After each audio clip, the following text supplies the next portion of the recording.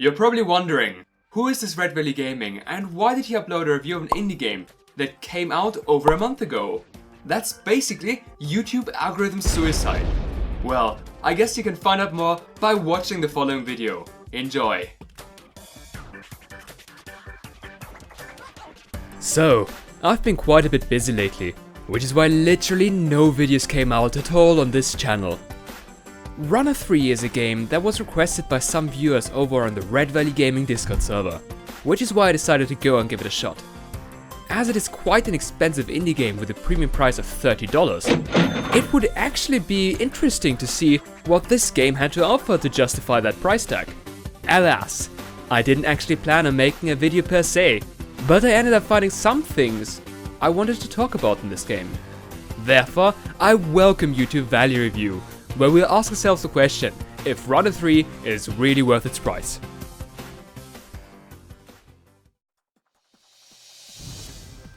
Now, a quick introduction to the gameplay. The game's character auto-runs, and the player's job it is to make sure that the character doesn't die by maneuvering him past the obstacles.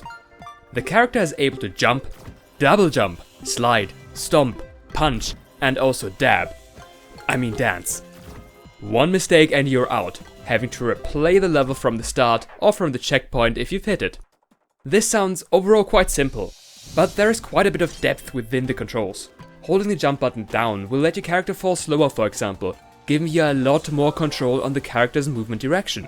This overall makes for fairly simplistic gameplay, which makes it harder to justify the rather premium indie price. Is there something to prove the opposite? As it turns out, I ended up quite enjoying the game, constantly wanting to play another level. Just getting through it and be done with it was oftentimes on my mind with the game, especially at its beginning. But even though I failed so often on each level, it felt strangely rewarding to play it, and I wanted to know why. Psychology is a fun topic. It is also the key to understanding the question on why the game ended up being fun. For us modern humans, we are constantly surrounded by stimuli. If you want to feel good, we can eat a burger, go on YouTube and watch a video, drink alcohol, chat to a friend online, or just browse the web.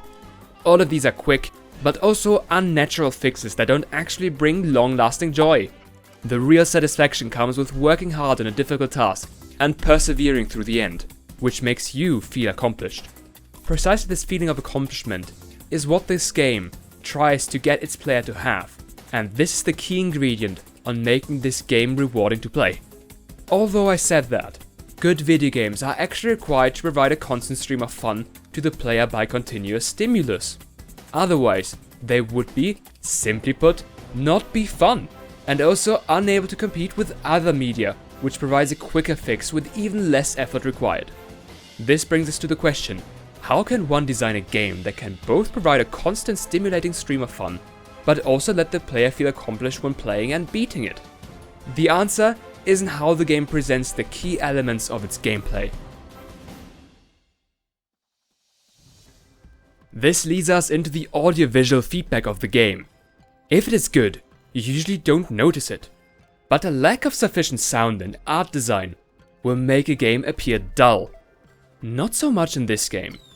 Playing it, you will notice the gold bars floating around the map.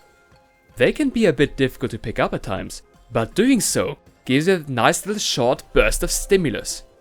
It feels good, because the game has a very rhythmic tone to it. Every single pickup is accompanied by a sound effect being played.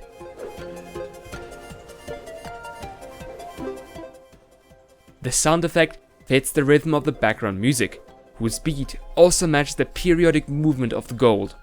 This is a very small detail, but this sets this game apart from others. This satisfactory sound effect, along with the background track and the visual representation, makes the game feel awesome to play through and through, not just when completing the level. And this reward cycle of giving you short bursts of fun along the way and a big feeling of satisfaction after completing a section of the game is an important point of game design. Runner 3 nails this aspect. To be honest, this kind of pattern can even be seen in the Mario games. There, the coins take on the role of the gold bars of Runner 3. Collecting coins feels satisfactory and completing a level gives you the necessary sense of accomplishment. The audio-visual content is precisely important for how fun the game ends up being. I believe it is necessary to always take a deeper look at it, especially as it is a good indicator of the effort put into the game, and in turn, its value to the consumer.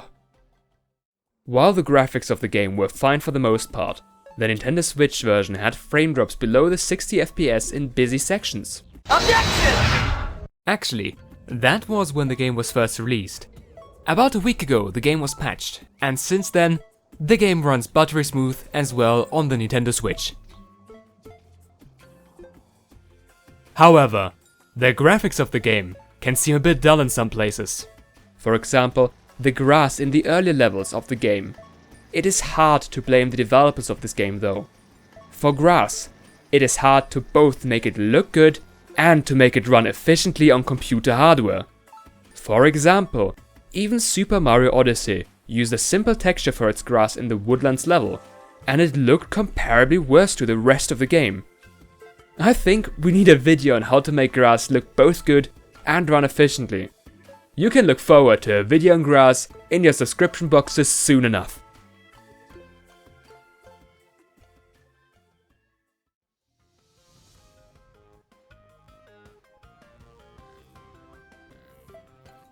This brings us to the value of the game.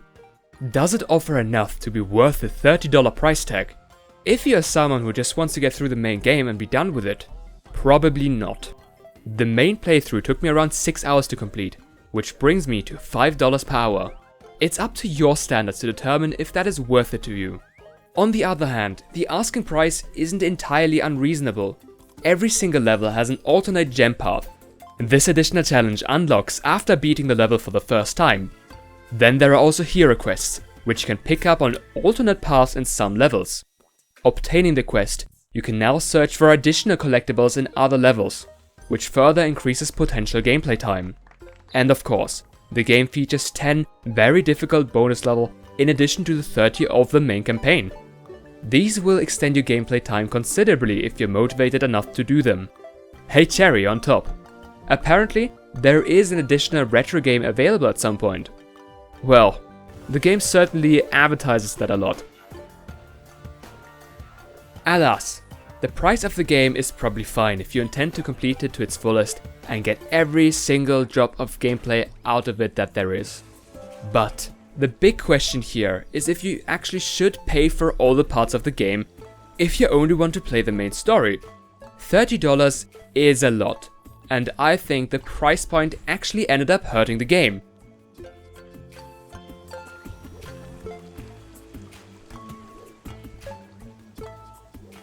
In this case, why not split the game into 2 parts? For those people interested in the main campaign, why not offer it to those for $20? Then, for those interested in playing more, an additional $10 could be charged as a replayability package, gaining access to the hard levels and to the alternate paths of the game. Would that really be so bad?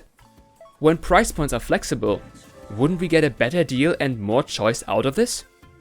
Another example, a game that comes with single and multiplayer components. Why charge a person for both parts if they only intend to play one of them? Of course, there is obviously a limit to this, as we really want to avoid a mobile situation where you have to pay $1 just to progress at any given point. What do you think about this though? Let me know in the comments below.